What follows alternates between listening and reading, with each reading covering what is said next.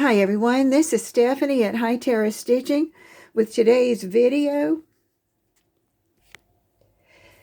The number is 236, and this is going along with, it's amazing how you sort of fall into some patterns, and then two of them very similar, because if you'll remember, I did the last one was a red, black, and white, really stand out kind of quilt. Well, gosh, I turned around, the next thing I found was this other one that I really liked, and it is going to be a barn, the kind of a sign that they would put on a barn. And down here is a pamphlet, because in Douglas, Georgia, there's someone who does Four Seasons barn quilts, and he makes the plaques to go outside on your garage and things like that. And my sister-in-law did that, and so I was interested in it. So what I'm going to do today is going along with that. And it comes from The Love of Quilting 2020, November, December. It's page 84. And get ready for a good project. It's a little bit different from what I've done, but it's really pretty. It's funny how it's different. It's an 18-inch block, which is really big. And what I'd like to do today is I'm going to show you a sample. I want to talk about the 3 blocks that make up the block, cutting the patches, and then sewing the patches. And as you can see, as I have it laying here, 18 inches is pretty big. 18 inches is pretty big. And there are 3 different blocks that make up this quilt block. There's a center. We only have to make 9 of those. Then there's this one on the side that's got 3 pieces. And there are 4 of those in the block. And then on the corners, there's this pretty piece that goes across. And when I did my fabrics, I had all of the fabrics, but I thought, well, I want to do mine a little different. And so the only thing that I changed out from the quilt pattern in the book to mine was I chose to put yellow as my color here, and in the pattern they used a spring green. So there are a lot of colors that would really look good with that. And these are the colors that I chose. There are your 3 main colors, and then you can use white or cream. So there's not a lot that you have to worry about just going through there. And when you're doing these solids, it makes it kind of easy to put those together. Block 1, go on down to the blocks. Here's block 1, and this is going to be the center. And we'll go through that. Block 2, and I just named it block 2, is this one. And you're going to make 36 of those blocks. Now go back. The first block I told you, there are only 9 blocks in the finished quilt. And so there are 9 center blocks, that first one we did. All right, and then the last block is the one that goes on the corners. And this one is going to take 36, because you have to have 4 for every block, and you've got 9 blocks, so you've got 36. So in general, if you put 36 in your mind, that's the main number. And then one time, then we had that simple one with the center blocks. Okay.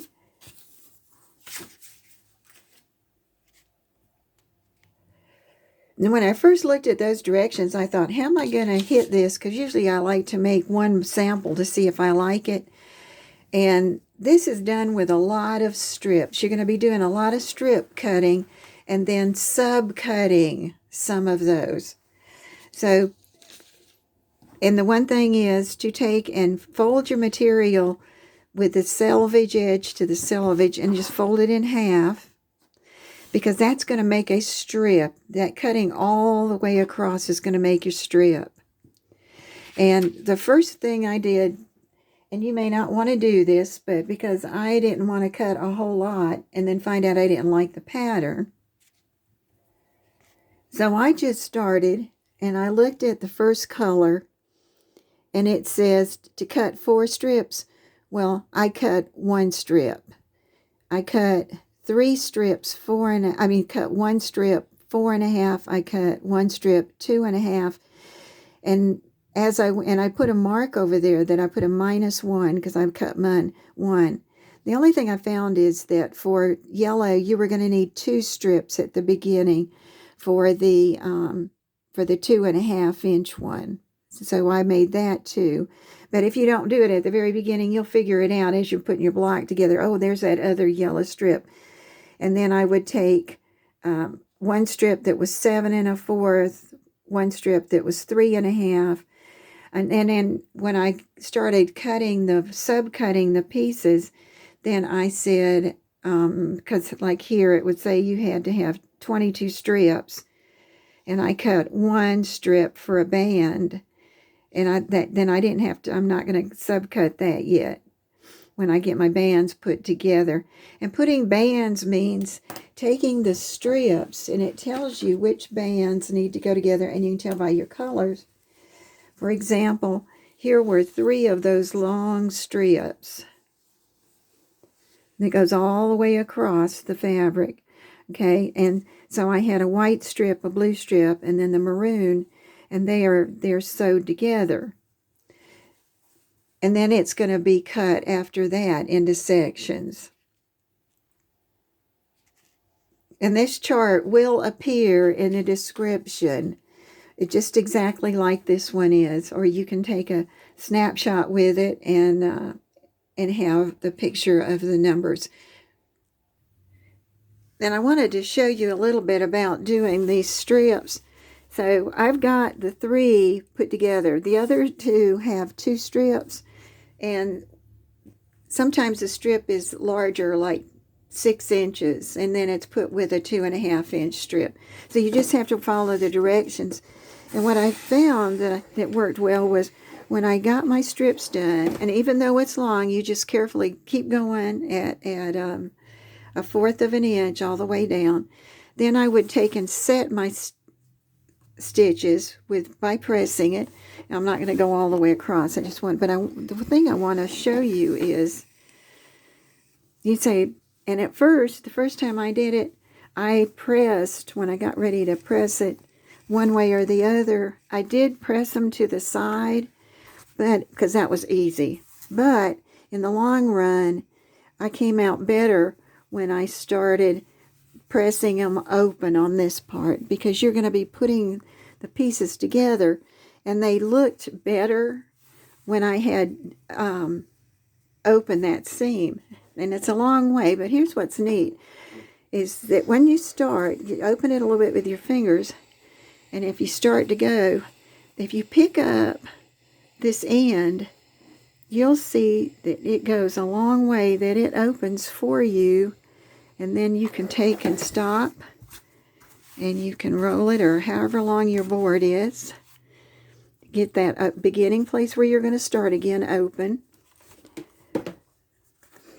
Make sure you got it going. There it's going open. Sometimes you have to start over. Like there, I knew that was going to happen. And now look, I'm holding the left side up, and I'm just sliding my iron down through there, and I'm going to have a nice section that's open. And a lot of your subcutting, which is what I'm ready to do, I've got this press. Look how pretty that is. I didn't even press the outside yet. That was just from pressing it on the back side. For the bands, the pieces are going to be 2.5 inches, and that's really a nice size.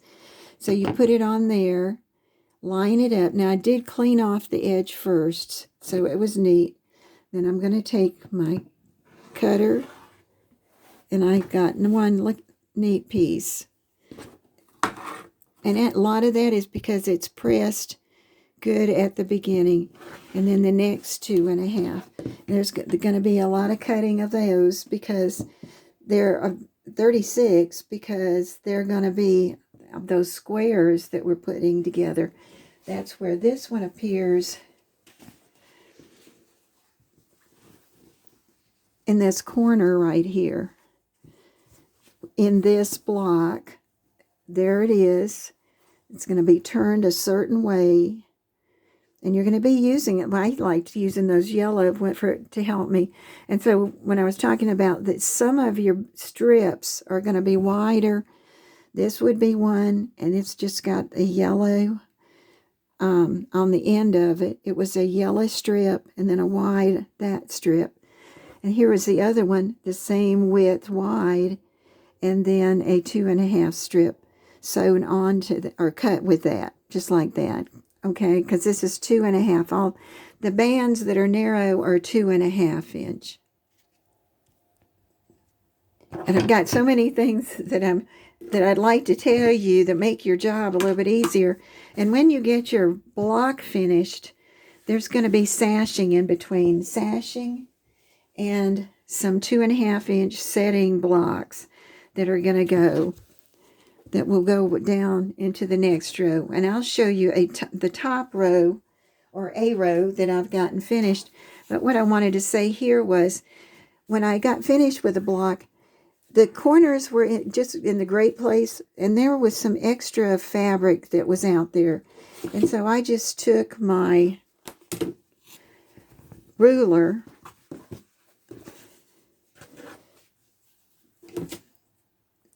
and to neaten it up. Sometimes it didn't matter, but for some reason I wanted this neatened up.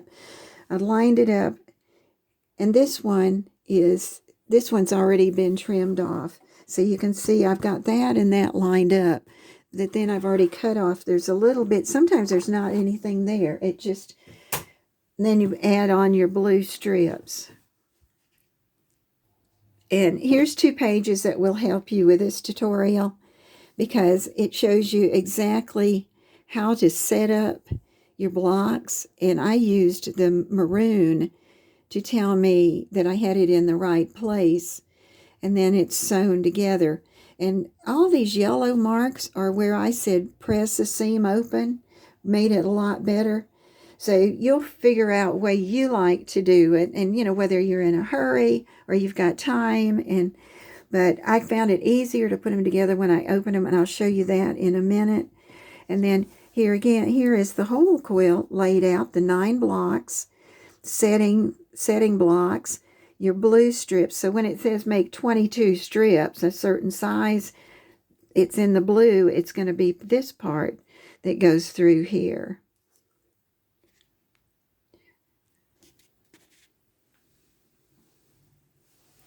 Okie dokie, we're back. Now we've moved to the sewing machine, and I'm going to go through the 3 blocks. So if you're comfortable with what you've got and you know already in the cutting, all right, then you'll be all right. Here's the first block. I'm going to start with the simplest one. This one only takes 9, because that's going to be the center of the block.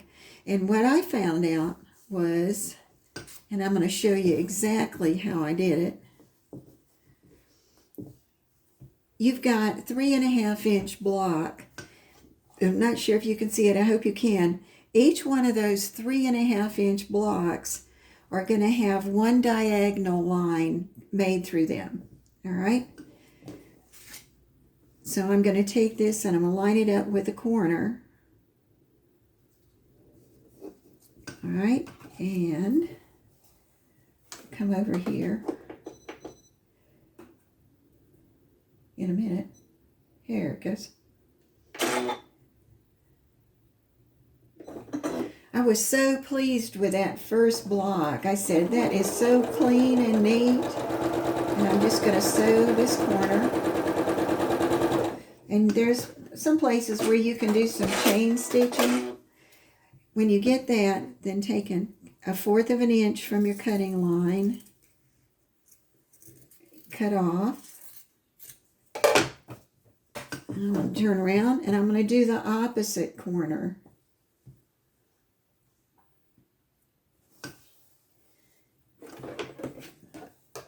Get the thread out.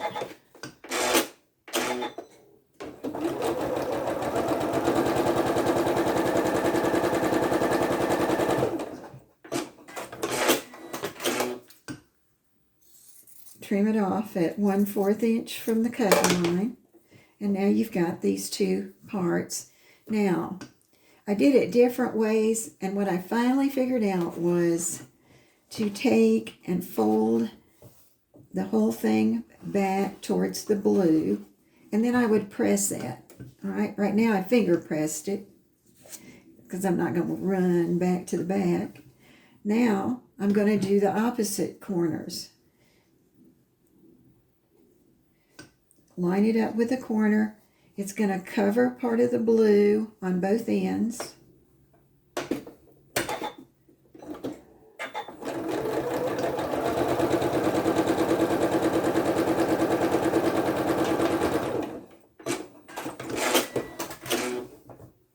We'll do the other one.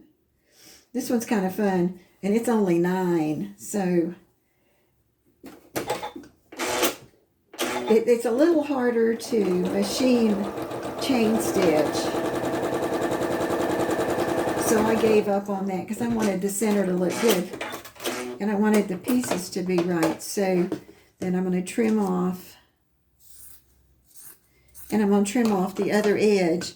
And then I'm going to take it to get it pressed. And if you look, you can see how pretty the corners are. And you've got some blue on each corner that's going to be your seam allowance. So turn it over. And these two I did a different way because this was one of the first ones. But take and press the seams like these towards the dark on all sides. Because what's going to happen is when you get ready to sew this to another block, you're going to be able to lay this on the top and go straight down there and hit where the yellow is. And so when you finish it, I don't have a piece in here right now, you'll find that it's sewn right there. So I learned that I like to press them out on this piece. That's the end of one. Okay, number 2 has got 3 pieces in it. It's got a large triangle that was subcut. It was cut one time. And then there were some medium squares. And it'll tell you to cut it twice then, diagonally one way and diagonally the other. And this one, it's mostly just the colors to make sure that they're right. And so I figured that here's the blue was towards me and the white was up. And so I folded it towards me. And I wanted to sew it on the blue side so that my yellow will end up at the same, my white will end up back up here. So now I've got it all that tack, and I can sew it on this side, and it'll come up there. Nope. There, I did it. All right, it's got to be turned. And if you do it as you're thinking about, as you're doing it, setting it out, before you stitch it, then you won't have to rip it. I'm just trying to help you get everything you can, and then when I open it up, there it is. Now this particular seam I opened, but I think it would be fine just to press it towards the blue if you wanted to. You'll decide on that one how you'd like to do it. Now we've got the other half of the square, and I tended to line it up with the point on the pyramids, the triangle, because sometimes I had a difference between the two, and there you can see that I do for some reason, but I know the triangle's right, so I'm going to come over. This one's easy, and you're going to need 36 of those.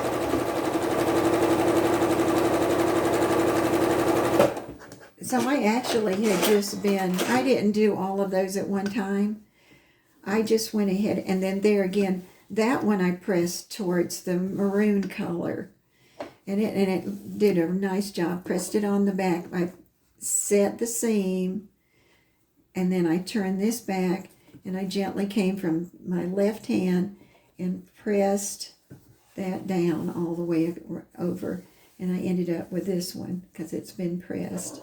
And on the back you can see I opened up the blue and the white, and then I pressed the maroon to one side. All right, so that's two of them. Sometimes what I did was like one block at a time because it's only 9 blocks. So I said, well, I'm just going to do one block at a time. And then when I got down, like this last part I'm going to, okay, now let's see if we're ready. All right, here we are. Now this one, I had to look at my pattern, but I finally figured out that the yellow went over there on the top corner. Then the blue is next. And you can see that makes the maroon right there. And then the other color that you used, like I used the yellow instead of the green, they're opposite each other. And so what I want to do is, I'm not going to do this whole thing, but I just wanted to show you why I chose to open up those bands that we're sewed together. And I'm going to take this bottom one's a good example, and I'm going to turn it so I know it's going to be right. And here I only have 2 places where they're actually coming together, and I'm going to take and I'm going to set those on top of each other, and then I'm going to run a pin from my right to my left to make sure that they stay in place. The other one, you can just line it up, and you can pin it if you want to, and there is some stretch. Now, I know that I had done a pretty good job of my pieces being right, so I'm not worried about this one coming all the way over here. I'm pretty sure it's going to be right. So then I'm going to take and go up. Now, 2 things I have is that on my little piece that comes out, I had my 1/4 inch.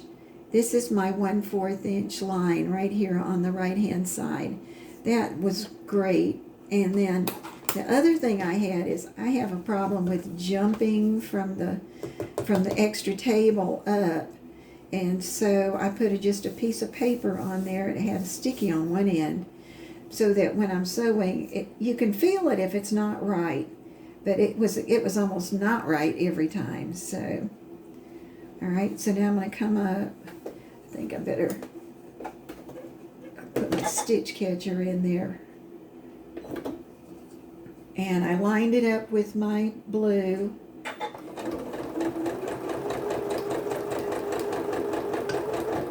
And then I crossed my fingers that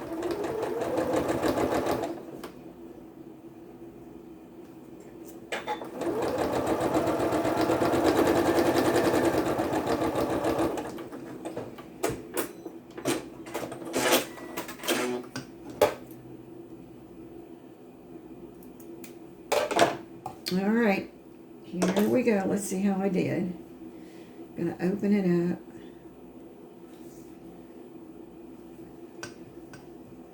And it's really pretty close. And when I'm not doing it for somebody, I can get it. Most of them are very close. But there you can see. And then these I opened up also. When I got those squares done, I went back and set them, and then opened those, and they laid so nicely.